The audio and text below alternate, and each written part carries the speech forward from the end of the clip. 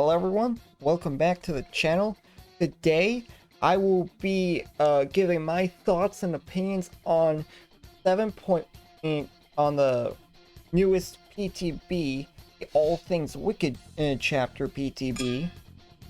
And in this video I'm going to be going over my thoughts on the new killer, new survivor, new map, and the numerous killer buffs that they put in to this DB.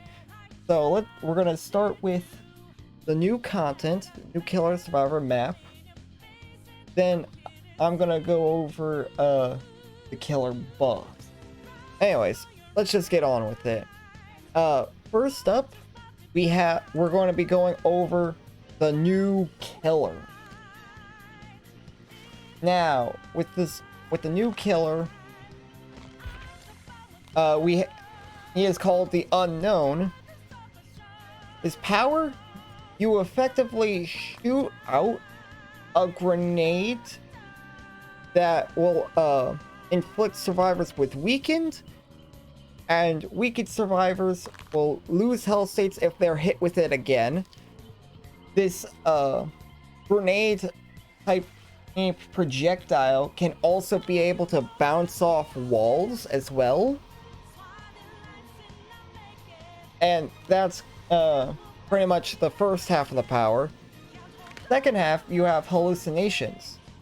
You will every now and then drop a hallucination on where you were standing.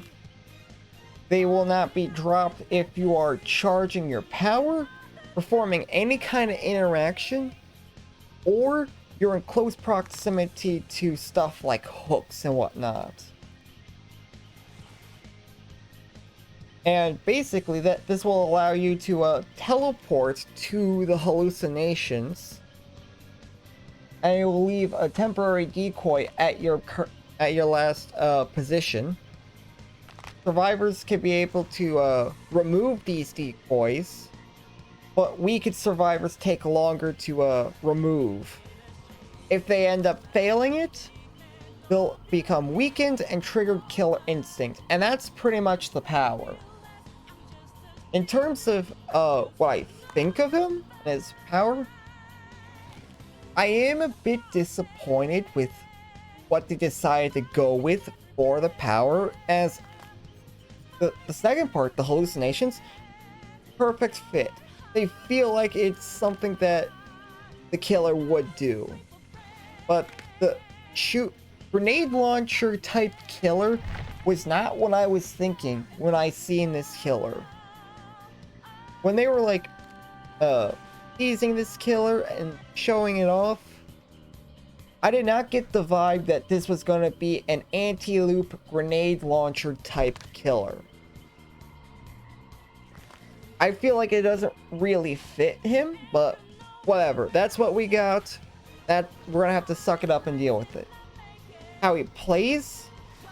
I would say how he plays is it's all right.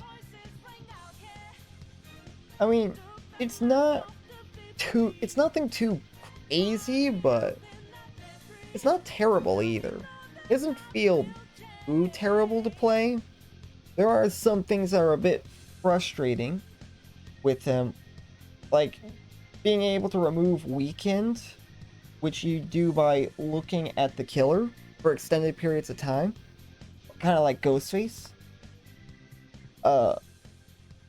It feels a bit too lenient on the survivor side. It feels a bit too easy to remove.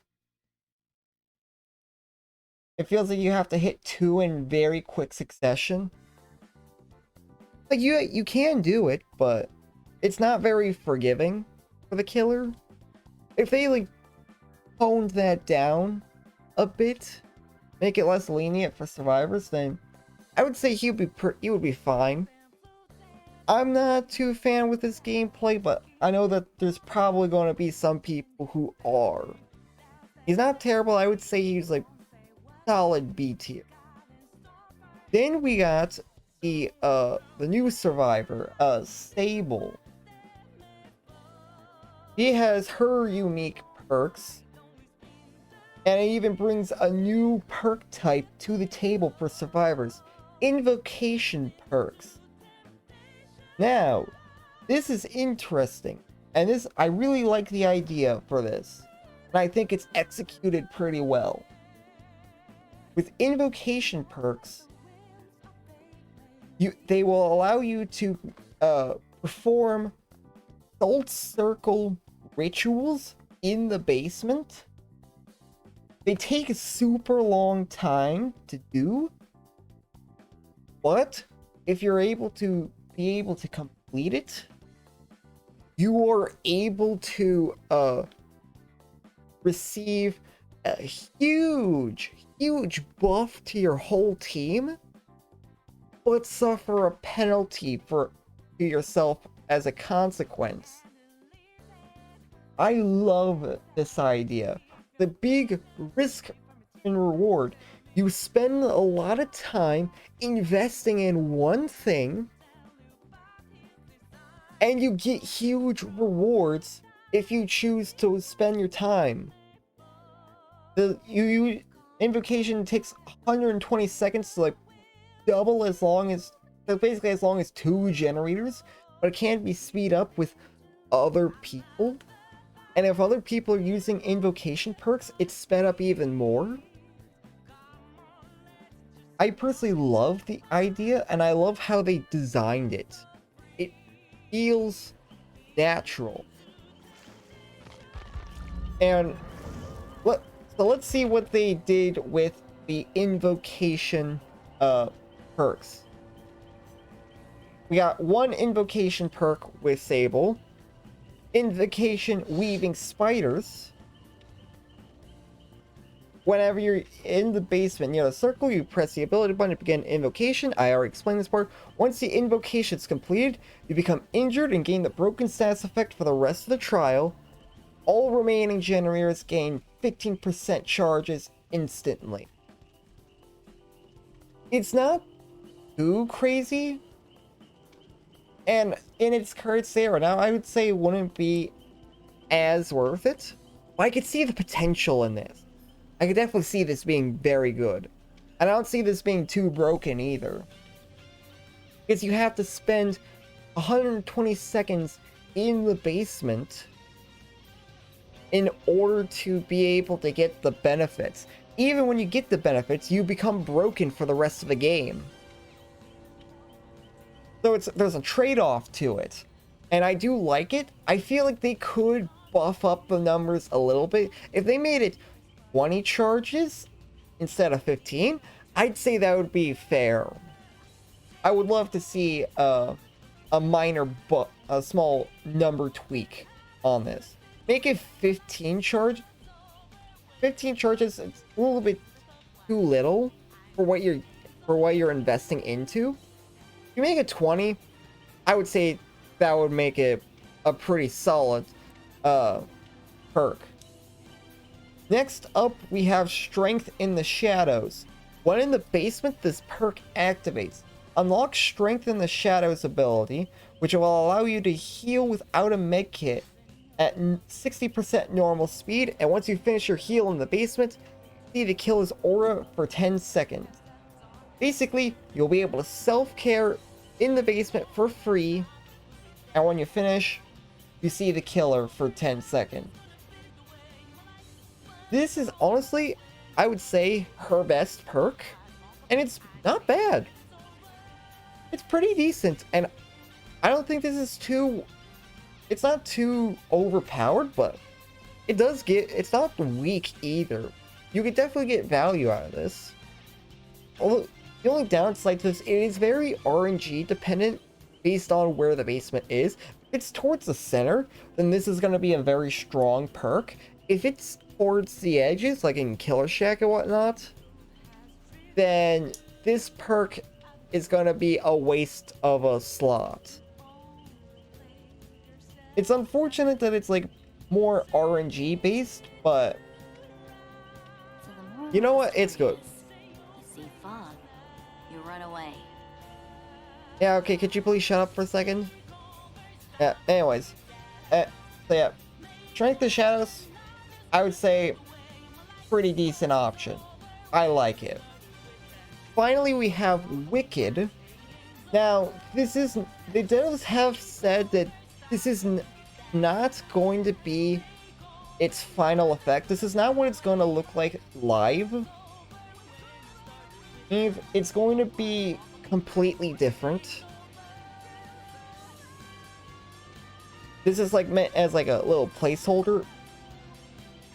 It says that with the effect in the PTB, the perk is you start with 1 token up to a maximum of 5. For each token you recover from the Mangle Stats effect 20% faster. For each 15 seconds spent in the basement, you gain 1 token, and while affected by hexes, you'll heal 10% faster. It is... you all could pretty much see why the devs decided that this is not what they're gonna do with the perk. They did confirm in their forums of what this perk is going to do whenever it hits live.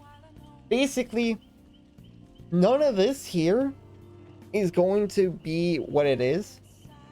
Instead, what you're going to get is whenever you're hooked in the basement, you get a free deliverance, which I would say is much better. It's a much better perk than what we got in the PTB. So yeah, this is not going to be the version that's going to be coming into live. So this perk, obviously garbage. We don't really need to harp on about it. And now let's move on to back over to Killer and look at the Killer's teachable perks. We have Unbound. The perk activates for 30 seconds after a survivor becomes injured by any means. After vaulting a window, you gain 5% haste for 10 seconds, and the effect can't stack with itself. I would say this perk is alright. Pretty decent. If it's like, kind of like Superior Anatomy, but except you get the speed after you vaulted. I like it. It's nice. It'll pair well with killers like Myers and whatnot. And pretty good. Now we have Undone. When a survivor misses a healing or repair skill check, you gain 3 tokens and can stack up to 30 maximum. When you break a generator, you will consume all your tokens that you have, and then for each token consumed, the generator will lose 1% of progress and be blocked for 1 second. So if you have 30 stacks, it will be 30% total progress and 30% and 30 seconds for the block. Then once the generator is unblocked, it starts regressing. Perk goes on cooldown for 60 seconds. This perk, very niche. And that's all because of the activation requirement, requiring survivors to be missing skill checks in order for you to be able to use the perk. It's only going to be good in one type of build, and that is impossible skill check builds. So killers like Doc is going to benefit from this greatly. I could definitely see this being problematic in the future, but right now I don't see this being very useful. I'm seeing this to be very, very niche. And now we got the final perk, Unforeseen. When you perform a break action on a generator, your terror radius transfers to the generator for 30 seconds, and its radius is set to 32 meters. You are undetectable for that duration, and then the perk goes on cooldown for 30 seconds. Basically, this is Dark Devotion, but for generators. And I would say Unforeseen, this is pretty much just a better Dark Devotion, because with Dark Devotion, you had to hit the Obsession in order to get the value. With this, it's much easier to activate, because all you have to do is kick a gen, and then you could transfer your terror radius to it. I would say this is definitely his best perk, and I love it. This is gonna be pretty good on stealth killers, especially like Myers or Blight. High mobility killers will also highly benefit from this. And yeah, that's all the perks. Now we can move on to the map. Got the new map, the Greenville Square. It's takes place with the Withering Isle realm, sharing that realm with Garden of Joy. Yeah, that was what it was. Hate that map. Anyways, pretty much my thoughts on the map. It looks absolutely beautiful. I love the way it looks, and surprisingly, it's not too insanely broken in terms of balance. There's not too many god palettes or god loops, which I can appreciate. I appreciate that. Like, balance wise, I have almost no problems with it, which is surprising. Usually, whenever they release new maps, they usually, most of the time, end up leaning towards one side or the other. And I'm not getting that feeling with this map. Honestly, I kind of like it. It's fair.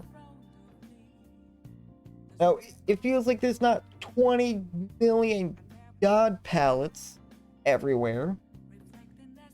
And you got some decent loops as well. Overall, I have no complaints. I'm not seeing any loops that are too outrageous. If you see any loops that are a bit crazy, let me know, because I personally haven't seen any. Overall, pretty good for the map. Now we come down to the killer buffs. I'm gonna be going in to make the more controversial changes and leave those for last. I'm gonna start with Pig, because Pig arguably got I would say the biggest buff out of everyone. Basically, they made her ambush be able to cover 15% more distance by increasing the duration and also the speed at which you dash. So you cover 15% more distance. You are no longer able to see the jigsaw boxes, and they increase the reverse bear trap timers to like around 3 minutes. I personally don't think I think that with the nerfs that they put, I think that was a bit overkill. Like, at least like, I don't care too much about the reverse bear trap timers, because you're not supposed to, try and kill people with them. You're supposed to use them as slowdown with the possibility of them killing. But I feel like removing Pig's ability to see the jigsaw boxes, I feel like that was not really needed. Like, I get why they did it. I feel like that was a bit too much. Because I usually, whenever I play Pig, I usually like to use the jigsaw boxes to be able to try and find people. But now that I can't see the jigsaw boxes, it makes it harder for me to find people as Pig. I feel like they could make it so you could see the jigsaw boxes. Keep the reverse bear trap timers, I don't care. So long as they do their job in preventing survivors from working on gens, I don't give a fuck.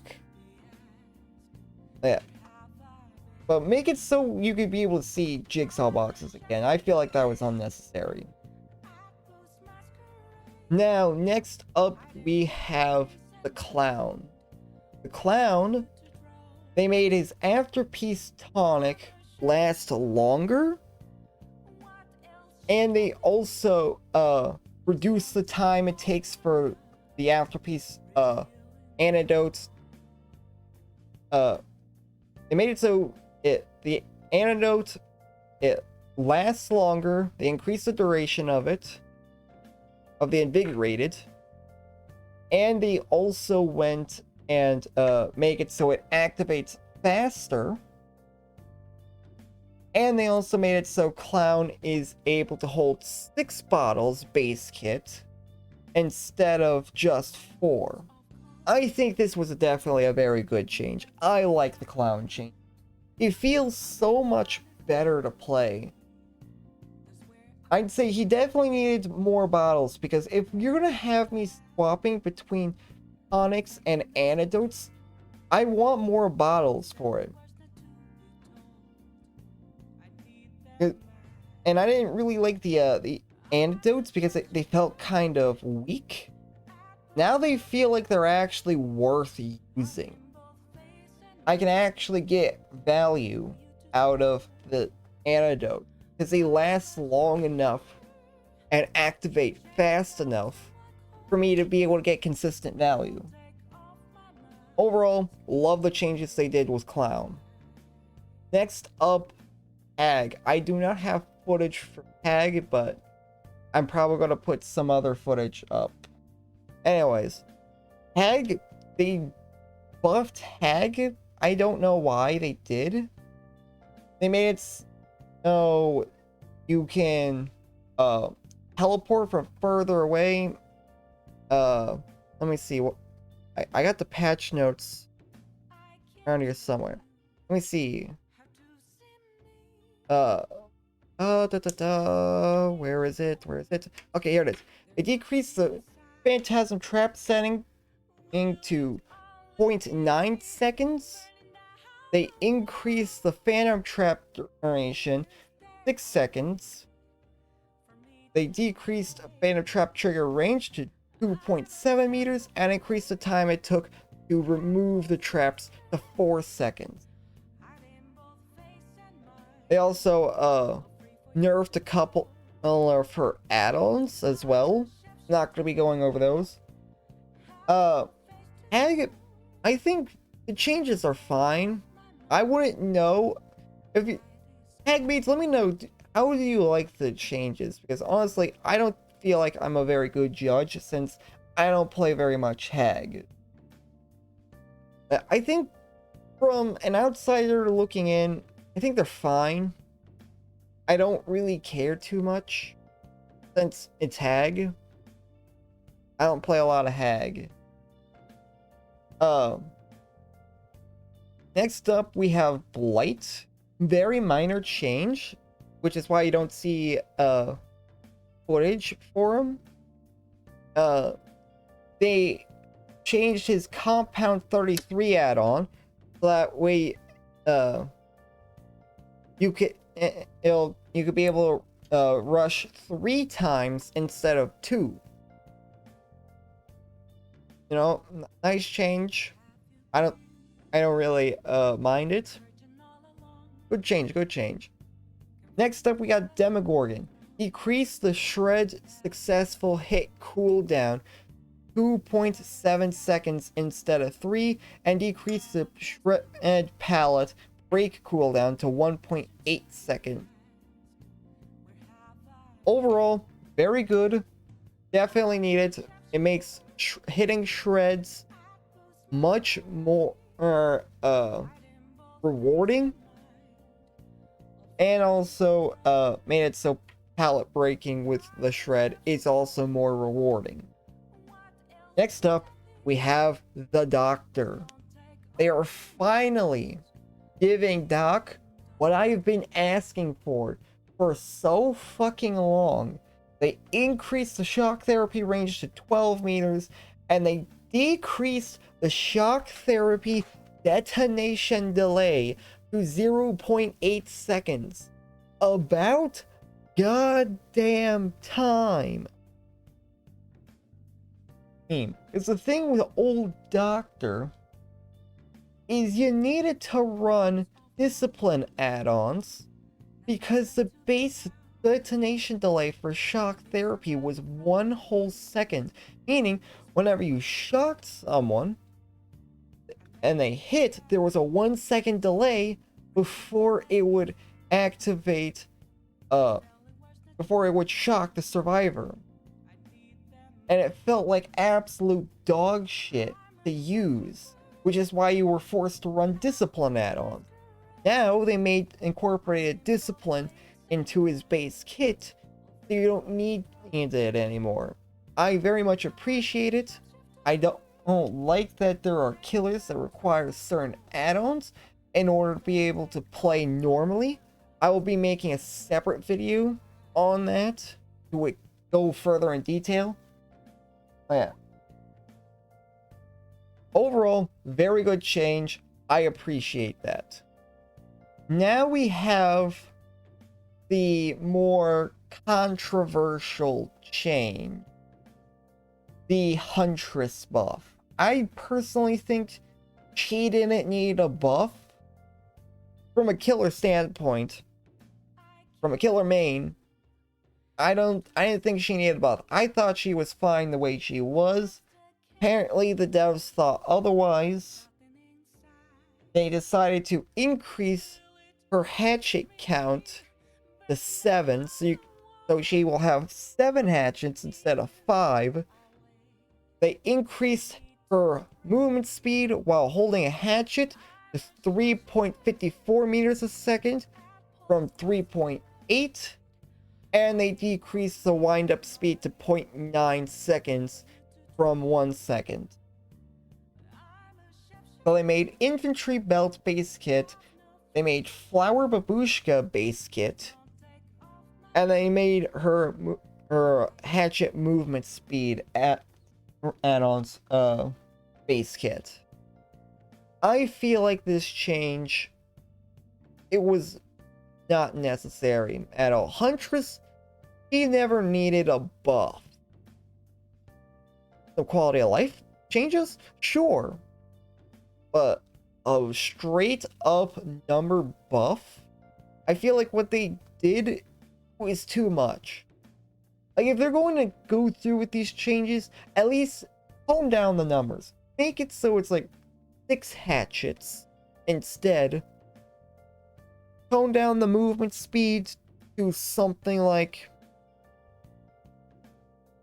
3.24 instead. And the Huntress wind-up speed, I feel like that's fine. That could stay the way it is. Now you'll see in the footage, I was able to rapidly down a full bot team on customs within seconds flat. Like that, it was absolutely insane. I feel like the Huntress buffs, they were a bit too much. And oh yes, I almost forgot. Another big thing that they decided to do is they nerfed Mangled. So what they did was they made it so Mangled now has a limited duration. Instead of it being up until the survivor healed, it now has a limited duration for around 60 to 90 seconds depending on the perk or add-on. So all add-ons and all perks that gave Mangled will be affected. So the perks Blood Echo, Sloppy Butcher, and Gift of Pain will be affected by the Mangled update. Basically, anything that gave Mangled will be affected. honestly, I don't really mind very much. I don't rely on healing builds a whole lot. I don't really need Mangled for slowdown. I personally prefer gen blocking, so it doesn't really affect me. So I think it's fine. I don't think, if you do run Mangled, I don't think it's going to, you're going to notice a difference, but I don't think it's going to affect you too much. And then they made some quality of life features. They added a copyrighted music toggle, which that is nice. They made it so you could be able to enable and disable copyrighted music, or if you're like a content creator. That's pretty good. You know, always nice to have. And this is going to affect everyone. They made it so the automatic purchase button will get unlocked for all characters when at least one character has been prestiged once. And so instead of having to prestige all your characters in order for them to get the automatic purchase, you just have to, prestige one character and everybody gets automatic purchase, which that is good. So if you got a character with prestige at least one time, you got it. And I would say that is about it. Overall, my thoughts on this patch, I like it. I like the new Survivor. I like the new Survivor perks. The killer is alright. Not my cup of tea. But he isn't, like, atrociously bad. Could use some minor buffs. But other than that, he's alright. New map. Love the new map. It feels fair for both sides. There's nothing too outlandishly crazy. It's pretty damn good. They were finally able to design a map that's actually fair. Mangled, I'm not really affected by, so I don't really mind. Clown, good change. Demo, good change. Hag, good change, I guess. Huntress needs to be toned down. Pig, reverts her ability to see jigsaw boxes, then I would be happy. Now, other than that, Pig, good change. I'd say this is a pretty good update. If you guys want to be able to play the PTB for yourself, all you have to do is make sure you're playing on Steam. If you're not playing on Steam, you can't access the PTB. You're gonna right click on Dead by Daylight, go to your properties page, go to betas, and finally you can be able to select PTB and be able to download it from there. Yeah, that is all for me. Thank you all for watching, and I'll see you all next time. Take care, everyone.